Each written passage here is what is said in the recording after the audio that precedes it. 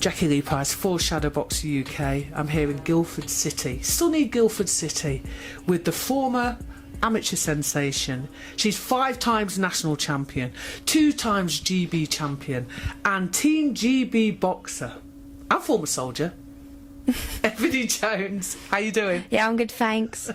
That's a lot. That's a lot packed into there. How have you been? Yeah, not bad. How have you been doing? How's your summer been going? We ain't really had much summer, but to be honest, I've just been training up to my debut. Going to be my first time back in the ring in 3 years, which I worked out the other day. It doesn't seem like it's been that long. Well, it probably doesn't to you, but it does to us. Because obviously you know that I've known you since the way back in the amateur days. And I have to say, you know, used to see you on social media and then you disappeared. You disappeared. But you've been recently signed up as part of the BOXXER stable, haven't you? Yeah. Tell me about how that came about.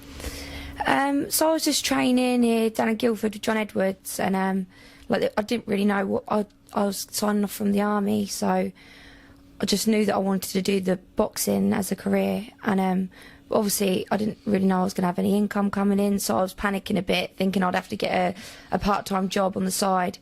But then John messaged one day and he told me that BOXXER wanted to sign me, fighting at Wembley and on live on Sky Sports, my fight to be on Sky Sports, so I couldn't ask for better than that, really. I mean, that's tremendous, to be honest with you. Do you think that over the last 2 years, because there's been such an interest in the female boxing, that it's kind of helped you in a way? Yeah, definitely. I think professional boxing for the females has got so much bigger. Even recently, when I was on GB, turning professional wasn't really another route to take. And then when I come off GB, I was a bit lost, because then I didn't want to just keep doing the national championships every year and not go much further than that. But now there was a different route to take. Yeah, most definitely. I mean, like I said, you disappeared from the public eye, and the last I knew you were in the army. Was it a case of, you know, you did your 6 years and then you decided to move on, or was it the actual boxing opportunity that made you move on? So I just, obviously, when I wasn't on GB anymore, I just was like coasting with boxing. I thought, well, if I'm not going to do it and be the absolute best, what's the point at all? So I just sort of took a break, went back to work in the army for a year, and that's it, really. Yeah. I mean, I'm so glad, thank you, Lord, that we didn't lose you, because you are an exceptionally beautiful talent. Like I said, I've known you from the amateurs. Let's talk first about your debut on the 2nd of October at the Wembley Arena. I mean, how amazing is that to do your professional debut on that day? Yeah, obviously you can't ask for much better on your debut.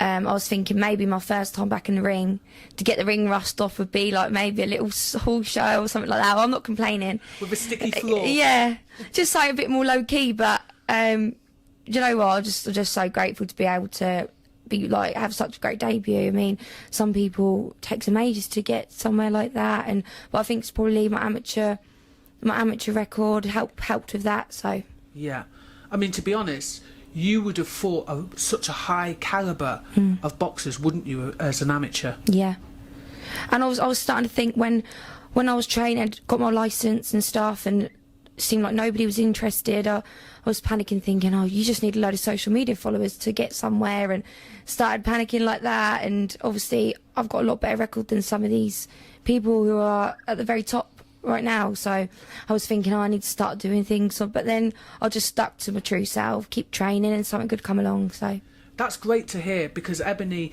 there's been, you know, there are 2 lines of thoughts.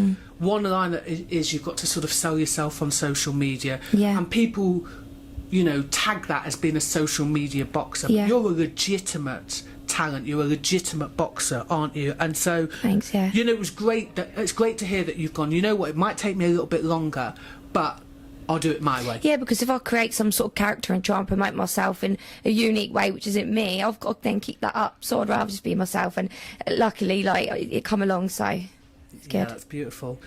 So what's different about BOXXER, you know, that other promoters aren't doing?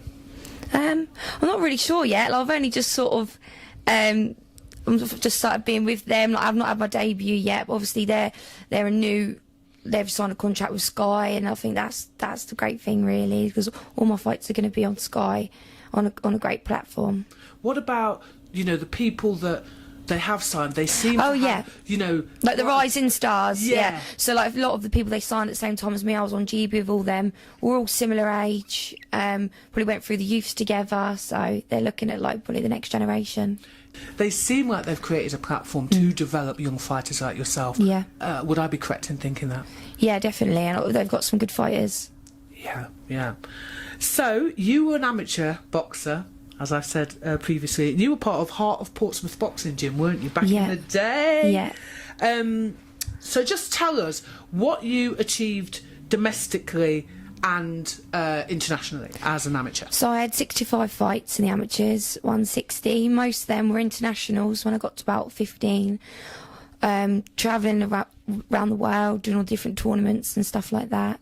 A couple of Europeans, I won them. I got bronze in the Worlds, and just went from there really. I mean, a proper little tear-up. You love a tear-up, don't you? Yeah. I think actually everyone sees me as, oh, Ebonie, she's aggressive, come forward. But I think there's a lot more... You are. I'm actually a lot more technical than people think. So I'm just sort of trying to work... Yeah. No, but I know you don't. But a lot of people think they say, oh, Ebonie will just come forward. But I'm just trying, like, I want people to sort of see a different side, actually. Like, I'm quite technical too. Yes, most definitely. But I definitely am aggressive, yeah. Yeah, you are an exciting, aggressive, come forward... I think the pro suits me to a T, to be honest. I started changing my style a bit towards the end in the amateurs, which wasn't really me, so... Yeah, yeah. So I heard that you got expelled from, like, senior school for fighting back against bullies. Is that why you started boxing, or had you already been boxing for a while? No, I started boxing. Me and my dad watched a kickboxing documentary on the telly when I was 10, and I said, oh, Dad, I want to go there. So he took me, and then I got into boxing from there. But I got expelled from school, obviously. Girls who were older than me, like, sort of picking at me, saying, you think you're hard because you're a boxer and stuff like that. And I ended up getting into a couple of fights. But I think because the school was in a posher area, they didn't really tolerate fighting at all. So I only had a couple, and really that was me sticking up for myself. I understand you went to, is it Charter Academy? Yeah, Charter Academy. Afterwards, do you think ultimately that school kind of embraced your boxing? Well, definitely. After I got kicked out of this school, they said no other school in Portsmouth take me. I'll have to go to like a special behavioural school.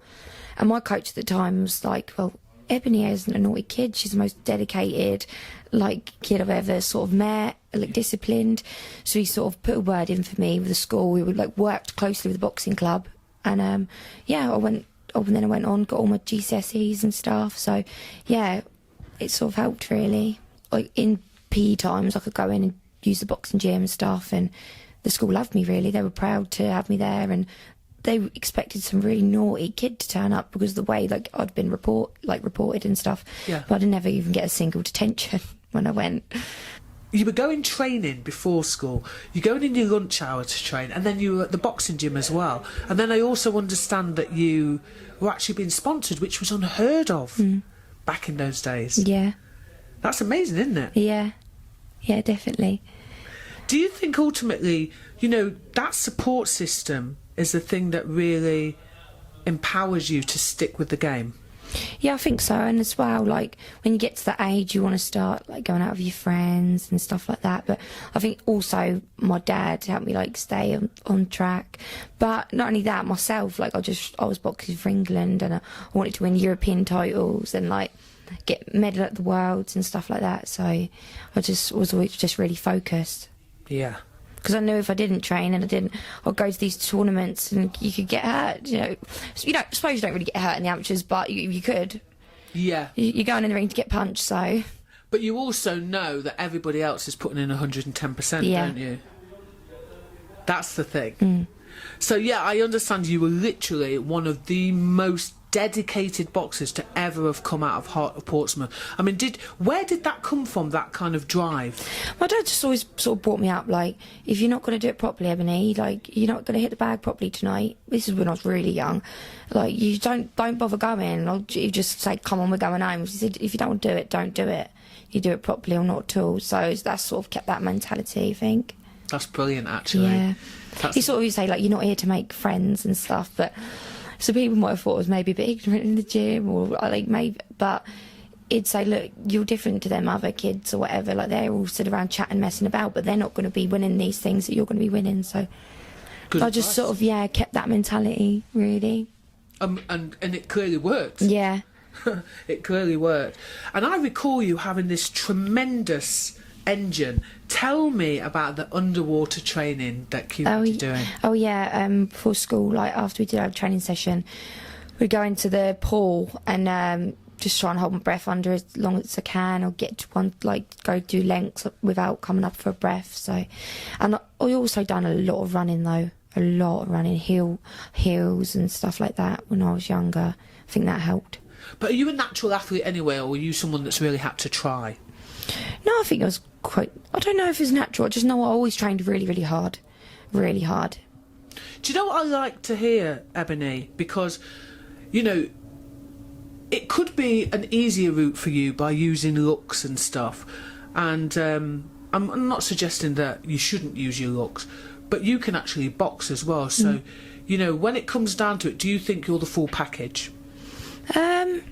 What, boxing-wise? Boxing-wise, PR-wise, do you think you've got the full I don't package? think... I'm not great PR-wise. I think I'm better, like... But I'm glad because I've got the talent. Not in like a big-headed way. I feel like I've got the talent, so I don't need to try so hard with the other bits and try and be something I'm not. Try and make myself to be like something people will want me to be and like to see. So I just think, let's make it about the boxing, and with the other stuff, if people like me, like outside the way I'm outside of boxing, then all the better, really. That's a bonus. Yeah. You know, who are your idols in terms of how their career has gone from the amateurs to the pros? Obviously, I think Katie Taylor, she's just always been herself. Like, she could probably be even more popular than what she is if she was more speaking more or done more outgoing things, but that's not her, so why should she have to do that? Yeah, and she's got the boxing ability. Yeah, she's amazing, yeah. Yeah, what I like about her, to be honest, is everybody listens to her with bated breath when she talks. Do you know what I mean? It's like, And the respect. Katie's talking. She's respected. She's not good for a good boxer for a female. People will just say, like, she's a good fighter. So It's true. It's true. the same with Savannah Marshall as well, I think. So Yeah. Do you think that the professional scene has now changed again because we've got people like yourself with huge, you know, success from the amateurs? You've now got the girls, or some of the girls, that are going to come over from the Olympics. Do you think it's going to sort of shake things up again? I think it's going to shake things up, yeah, because what people have been seeing at the minute, at the very top, is people who actually aren't very good boxers, aren't very good fighters, and they're going to get found out, I think. So we've got the real boxers now turning over. Obviously not talking about like your Terry Harper, Savannah Marshall, Kate Taylor sort of people, but talking about like others. But it's going to just be a lot more talent, and people are just going to see what they think VR boxing is now. They're actually going to see like a different level. So you mentioned Savannah Marshall and people like her. I mean, but they came from the amateur background, so I'm guessing. Not to put words in your mouth, but I'm guessing that you're saying it will become much more technical, the female side of things. Yeah, definitely. And obviously people like myself have seen people like Ebony Bridges, Shannon Courtney up on the big stage, who aren't, I don't think, very good, and that would be able to beat quite easily. So it's just, I just get excited to think like where I could be. And I think a lot of the other females who've had like not that you've got to have a great amateur record to be any good in the pros, but it's like opportunities for them. Yeah. I do still think that when push comes to shove, when it's a 50-50 fight, the person that's had the good amateur background is usually the one that comes. Well, yeah, they've had the experience and they just actually know how to box. Yeah. I understand as well, from people that have turned over, some people have said to me they've faced such actually harder opponents in the amateurs. Yeah. Well, you think, for instance, myself, when you're going away boxing different countries, you're fighting the best in Russia, the best in Italy, the best in France, and you're also fighting them 5 in a week. So that's what you got to think. But obviously you can't, I'm not sort of taking, what's the word, any opponent lightly, because they still want it as much as you. But I just got to think the opponents I have faced in the past, like my first few fights, are they going to be sort of people who are the best in their country? Probably not, but still, you can't take that lightly, because they're still wanting to get in and hurt you and win. So it's true. Talking of the Olympics that happened a couple of months ago, I mean, obviously that was your dream. Yeah. How did that feel then, not to have sort of ticked that box? To be honest with you, because it was like another year on that it was being shown in the Olympics, it wasn't so hurtful for me. I don't think I'd have been able to watch it like a year ago or a couple of years ago. But I still couldn't watch the full thing. I only watched sort of like my friends, so like Caris, Lauren, and stuff like that. But yeah, I was just sort of don't really think about it much now. Like, I had to put my health first in that situation, and I think I've suited the pros a lot better. And it's just as exciting, I think, like, as going to the Olympics, winning a world title. Yeah, it's true. What was the reasoning behind sort of making the decision to leave GB? So, to be honest, I didn't want to leave. I didn't actually make the decision. I got took off because the weight categories jumped from 51 straight to 57, and I used to box at 54, which I used to just make that 54 anyway. So I made the 51 kilos last time I boxed, 2018, the World Championships, and because I had to starve myself so much, it was so difficult to make that weight. I just couldn't even diet after that. I just ballooned right up, just sort of got fed up with it. Training was always about making weight, and I felt dehydrated all the time. So I think the coaches could see this, and I think maybe for my own health they said, look, Ebonie, we're going to have to take you off. If you can make the weight again, you can come back to GB any time. But obviously I never did, and even though at the time it felt like my whole world had ended, I think it was for the best. Yeah, so. No, definitely. Because didn't you at first box at 51? Around 51, 52? When I was like 16. Oh, okay. And then I went on GB at 54 kilos, and them saying, look, make 51. When I went to the World Championships and done well at 51, they said, look, if you keep this, you can go to the Olympic qualifiers at 51 kilos, which was a dream of mine since a kid, so I was going to just try and do it. But you had effectively, when you were 51 kilos, you were a child, and then you I was trying to convince myself I wouldn't have it, that I wouldn't be able to do it, even though I'd be like sitting about 60 in the end, and I'd still thinking, no, I'll do it, because it was just so like heartbreaking to think that I couldn't do that. But I don't feel like that now, to be honest. It doesn't actually really bother me. I've got something new exciting coming up, so it's not like you didn't have the ability to box for GB, and stay on GB. But you don't see it like that. Oh, of course. I saw it as everyone thought I was fat and lazy, and even though I wasn't fat, I felt fat. Like, that was just the way I felt. It's good for you to share your story, though, because there will be many people that go through that, especially females. Weight categorised sports can be mentally quite draining, can't they? Yeah. Well, the thing is, even since a kid I was making weight, and I probably shouldn't have. I should have just boxed at whatever weight I was. I was like 12, not even 12, so say more like 14, making weight over Christmas. Like, why? I just should have just been what I was. I wasn't fat, I was fit. Yeah. You know what I mean? It was just silly, really.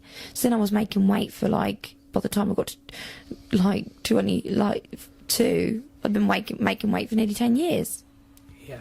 And effectively, that is going to have a toll on your health, isn't it? Yeah. There's making weight, obviously. You got to drop a couple of kilos to get to your fighting weight, but then there's just, like, not drinking water and doing stupid things. Yeah.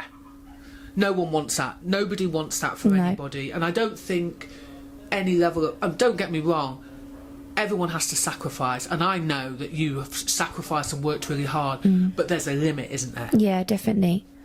So talking about weight, in the professional scene, what will you be campaigning at? So I'm having my debut at Featherweight, but obviously I want to have a couple fights at that and drop down to bantamweight, just see how I feel, really. There's no pressure to have to drop down if I don't want to, but I think a better weight for me would be super bantam, so just sort of see how it goes, really. But at bantamweight, there's a few faces though, isn't there? Yeah, definitely. I would like to win a world title, like win at different weights. So who's at bantamweight? Shannon Courtney? Yeah. Ebonie Bridges, yeah.